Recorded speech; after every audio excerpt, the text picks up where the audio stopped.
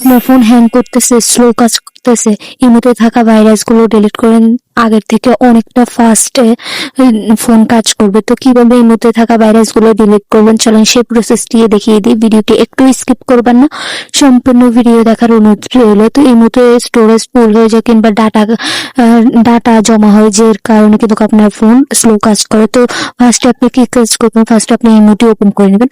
Imo অ্যাপটি open করে নেওয়ার পর উপরে যে প্রোফাইল অপশন দেখতে পাচ্ছেন, এই প্রোফাইলের ছবির উপর ক্লিক করবেন। ক্লিক করার পর এখানে সেটিংস নামে একটি অপশন আছে, সেটিংস এর মধ্যে ক্লিক করে দিবেন। সেটিংস এর মধ্যে ক্লিক করে দেওয়ার পর এখানের মধ্যে স্টোরেজ এন্ড ডাটা নামে অপশনটির মধ্যে ক্লিক করে দিবেন।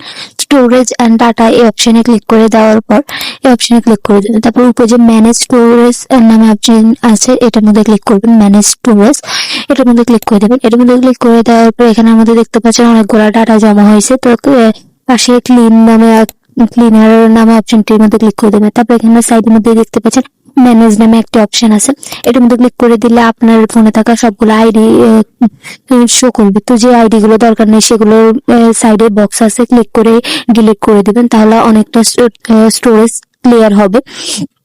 তো এভাবে আপনি স্টোরেজ ক্লিয়ার, তো দেখতে পাচ্ছেন আরো অনেকগুলো ডাটা জমা হয়ে গেছে, আমি আবারও ক্লিয়ার করে নিচ্ছি। তো এই দুইটা কাজ করলে তাহলে আপনার ফোন আগের থেকে অনেকটা ফাস্ট কাজ করবে। তো ভিডিওটি ভালো লাগলে লাইক কমেন্ট শেয়ার করে দিবেন।